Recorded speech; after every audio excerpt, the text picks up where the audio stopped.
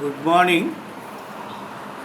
The Hindu Guardianship and Wards Act and the Indian Wards Act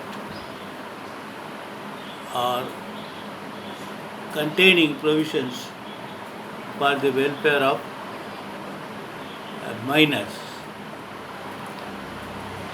Apart from that, uh, the Mental Disabilities Act, recently enacted act, also contains certain provisions for incapacitated persons' properties management. Then Indian Christian Act and the Hindu Marriage Act also contains provisions for custody of the children. Hindu Adoption and Maintenance Act also contains provisions how to adopt the child. That adoption is also subject to uh, Juvenile Justice Act. This sort of consolidated interlinking provision should be understood when you are about to write the examination for district municipal come magistrate post. It's most important aspect. You have to read it only by reading judgments. You can understand, not by reading sections. When you want to dispose the property of a minor, you have to approach the district court for appointing you, appointing you, even if you are a natural guardian, as a guardian to dispose the property on certain guidelines. That is most important. If property stands in the name of minor, the natural guardian or any de facto guardian or de jure guardian or next friend must approach the honorable court under Hindu Guardianship and Wards Act, read with Indian Wards Act.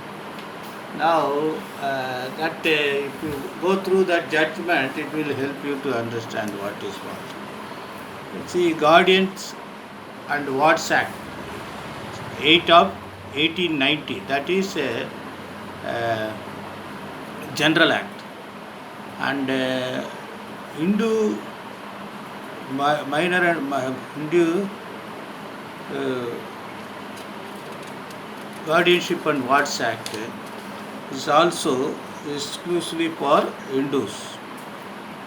There you have to understand this case. Soumitra Kumar Nahar versus Parul Nahar. It's a case AR 2020, Supreme Court 1901.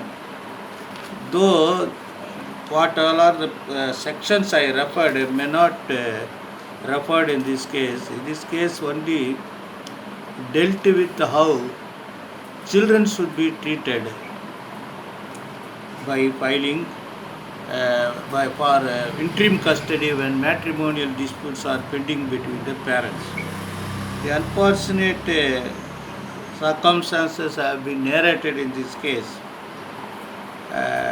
Lot of guidelines, the effort of councils who periodically approach the court for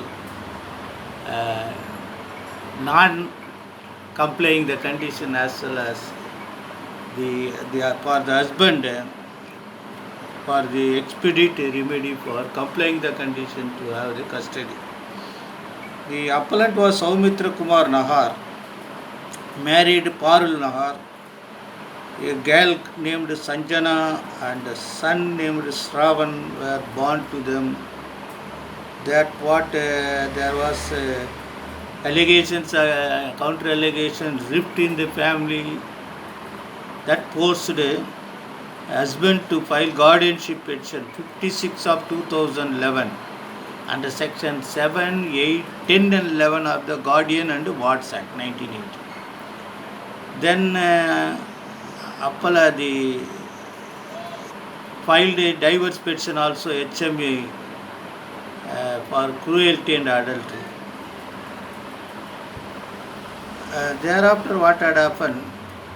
The husband filed a suit to restrain her wife from entering into self-acquired property. These all are the litigations, and subsequently that order was modified on compromise, because the wife accepted for 30,000 rent and also maintenance. Thereafter again they agreed to move the accommodation as per the order. Then there was no compilation of the order. Then the High Court appointed one Veena Rally mediator. She was given much importance at the Delhi High Court Mediation Conciliation Center, and she was vested with the power to have mediation between the husband and the wife in compiling the condition of the children. Then the child was also taken to psychological assistance, and that report was also filed. So these all to be read and understand. Psychotherapy is assessed that there may be possibility of adversarial atmosphere because of the rift in the family. Then again SLP were filed. Then what had happened? Due to the advice of the psychiatric, the court decided to send the child in boarding, and that was finally children were admitted to Sherwood College, Nainital. See fate of the children.